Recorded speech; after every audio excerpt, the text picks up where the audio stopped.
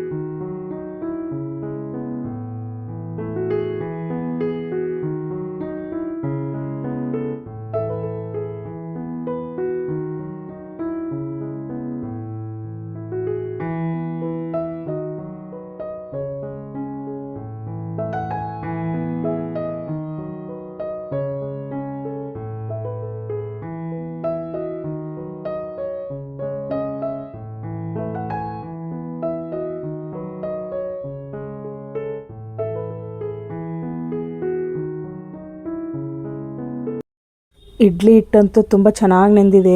ಇಡ್ಲಿ ಸಾಫ್ಟಾಗಿ ತುಂಬ ಚೆನ್ನಾಗಿ ಬರಬೇಕು ಅಂದರೆ ನಾವು ಉದ್ದಿನಬೇಳೆ ಯಾವಾಗ ನೆನೆಸ್ತೀವೋ ಅದೇ ಟೈಮಲ್ಲಿ ರವೆನೂ ನೆನೆಸಿಡಬೇಕು.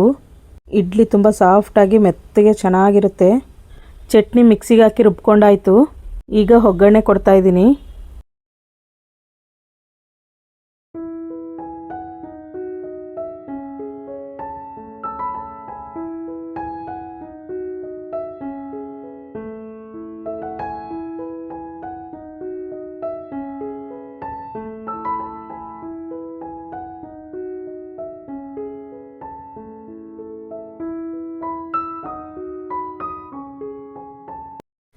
ಉದ್ದಿನಬೇಳೆ ನೆನೆಸ್ಬೇಕಾದ್ರೇ ಸ್ವಲ್ಪ ಜಾಸ್ತಿನೇ ನೆನೆಸಿಟ್ಟಿದ್ದೆ. ಮಕ್ಕಳು ಇಡ್ಲಿ ಸಾಂಬಾರು ಜೊತೆಗೆ ವಡೆ ಬೇಕು ಅಂತ ಕೇಳ್ತಾ ಇರ್ತಾರೆ. ಹಾಗಾಗಿ ಈಗ ಉದ್ದಿನಬೇಳೆನ ಮೆತ್ತಗೆ ರುಬ್ಕೊತೀನಿ. ಬೇಳೆನೂ ಚೆನ್ನಾಗಿ ನೆಂದಿದೆ. ನೀರು ಜಾಸ್ತಿ ಹಾಕ್ದಿರ ರುಬ್ಕೋಬೇಕು. ಇನ್ನು ನಮ್ಮ ಯಜಮಾನರು ನನ್ನ ಮಗಳನ್ನ ಕರ್ಕೊಂಡು ಹೋದರು. ಅವಳನ್ನ ಕ್ಲಾಸ್ಗೆ ಬಿಟ್ಟು ಹಾಗೆ ಅವ್ರ ಕೆಲ್ಸಕ್ಕೆ ಹೋಗ್ತಾರೆ. ಇನ್ನು ನಿಧಾನಕ್ಕೆ ನಾನು ಕೆಲಸಗಳು ಮಾಡ್ಕೊತೀನಿ. ಚಟ್ನಿ ಸಾಂಬಾರು ಎರಡೂ ಆಗಿದೆ. ಈಗ ವಡೆ ಒಂದೇ ಮಾಡ್ಕೋಬೇಕು. ನೋಡಿ, ಈ ರೀತಿ ಸಾಫ್ಟಾಗಿ ರುಬ್ಕೋಬೇಕು. ನನಗೆ ಉದ್ದಿನ ವಡೆ ಮಾಡೋಕ್ಕೆ ಅಷ್ಟೊಂದು ಪರ್ಫೆಕ್ಟಾಗೇನು ಬರಲ್ಲ. ಇನ್ನು ಮಕ್ಕಳು ಕೇಳ್ತಾ ಇರ್ತಾರಲ್ವ, ಹಾಗಾಗಿ ಸಿಂಪಲಾಗಿ ಮಾಡ್ತೀನಿ. ವಡೆನ ಹೋಟೆಲ್ನಲ್ಲಿ ಮಾಡೋವಷ್ಟು ನೀಟಾಗಂತೂ ಬರಲ್ಲ. ಹೋಟೆಲ್ಗಳಲ್ಲಿ ಈ ಉದ್ದಿನ ವಡೆನ ತುಂಬ ದೊಡ್ಡದಾಗಿ ಮಾಡಿರ್ತಾರೆ. ವಡೆ ನೋಡೋಕ್ಕೆ ಮಾತ್ರ ಮೇಲ್ಗಡೆ ತುಂಬ ಚೆನ್ನಾಗಿ ಕಾಣಿಸುತ್ತೆ, ಒಳಗಡೆ ಹಿಟ್ಟೆಲ್ಲ ಹಾಗೇ ಇರುತ್ತೆ. ಹೋಟೆಲ್ನಲ್ಲಿ ಮಾಡುವಂಥ ವಡೆ ನಮ್ಗೆ ಅಷ್ಟೊಂದು ಲೈಕ್ ಆಗಲ್ಲ. ಹಾಗಾಗಿ ಇನ್ನು ಮನೆಯಲ್ಲೇ ಅವಾಗವಾಗ ಈ ರೀತಿ ಮಾಡ್ಕೊಂಡು ತಿಂತೀವಿ. ಒಂದು ಕಡೆ ಬಾಣಲಿಯಲ್ಲಿ ಎಣ್ಣೆ ಬಿಸಿಗಿಟ್ಟಿದ್ದೀನಿ. ಎಣ್ಣೆ ಬಿಸಿ ಆದ ನಂತರ ವಡೆ ಹಾಕ್ತೀನಿ. ಹಾಗೆ ಇನ್ನೊಂದು ಕಡೆ ಇಡ್ಲಿಗೂ ಹಾಕಿಡ್ತಾ ಇದ್ದೀನಿ. ಈ ಇಡ್ಲಿ ಪಾತ್ರೆ ತಗೊಂಡು ಸುಮಾರು 12 ವರ್ಷ ಆಗಿರುತ್ತೆ, ಆದರೂ ತುಂಬ ಚೆನ್ನಾಗಿದೆ ನೋಡಿ. ಇದರಲ್ಲಿ ಇಡ್ಲಿನೂ ಚೆನ್ನಾಗಿ ಬರುತ್ತೆ.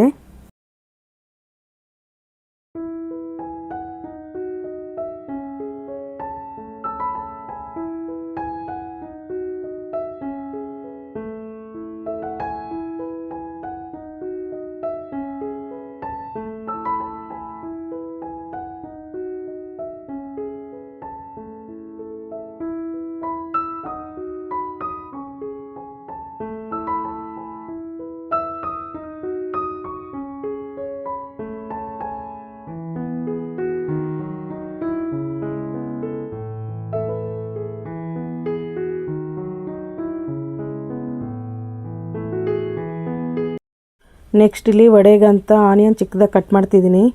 ಆನಿಯನ್ನು, ಹಸಿಮೆಣಸಿನ್ಕಾಯಿ, ಕೊತ್ತಂಬರಿ ಸೊಪ್ಪು ಚಿಕ್ಕದಾಗಿ ಕಟ್ ಮಾಡಿದ ನಂತರ ಉದ್ದಿನಬೇಳೆ ಹಿಟ್ಟಿಗೆ ಹಾಕಿ ಮಿಕ್ಸ್ ಮಾಡಬೇಕು. ಹಾಗೆ ಸ್ವಲ್ಪ ಉಪ್ಪು, ಸೋಡಾ ಹಾಕಿ ಚೆನ್ನಾಗಿ ಕಲಿಸ್ಬೇಕು. ವಡೆ ತುಂಬ ಕ್ರಿಸ್ಪಿಯಾಗಿ ಬರಬೇಕು ಅಂದರೆ 1-2 ಸ್ಪೂನ್ ಅಕ್ಕಿ ಹಿಟ್ಟು ಹಾಕ್ಕೊತಿದ್ದೀನಿ. ಸ್ವಲ್ಪ ಜೀರಿಗೆನೂ ಸೇರಿಸಿ ಚೆನ್ನಾಗಿ ಮಿಕ್ಸ್ ಮಾಡ್ಕೋಬೇಕು.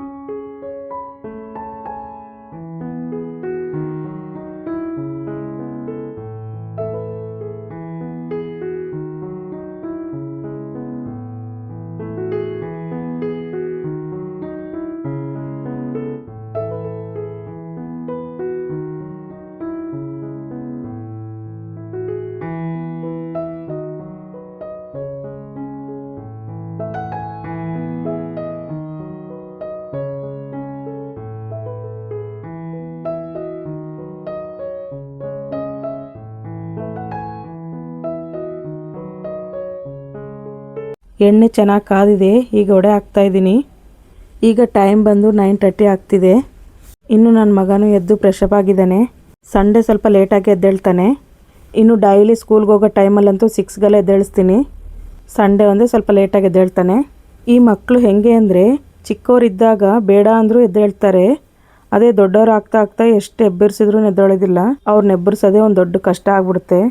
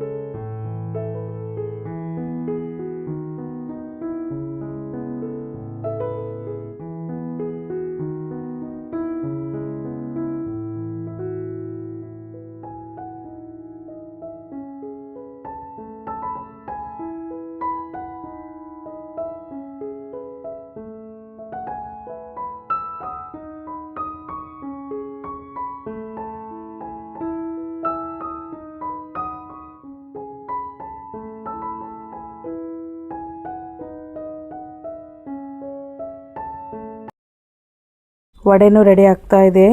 ನೆಕ್ಸ್ಟ್ ನಾನು ನನ್ನ ಮಗ ಇಬ್ಬರು ಬ್ರೇಕ್ಫಾಸ್ಟ್ ಮಾಡ್ತೀವಿ. ವಡೆ ಅಂತೂ ಕ್ರಿಸ್ಪಿಯಾಗಿ ತುಂಬ ಚೆನ್ನಾಗಿ ಬಂದಿದೆ. ಇನ್ನು ಇಲ್ಲಿ ನೋಡಿ ಬಿಸಿ ಬಿಸಿ ಇಡ್ಲಿ, ಚಟ್ನಿ, ಸಾಂಬಾರ್, ವಡೆ ತುಂಬ ಅಂದರೆ ತುಂಬ ಚೆನ್ನಾಗಿತ್ತು.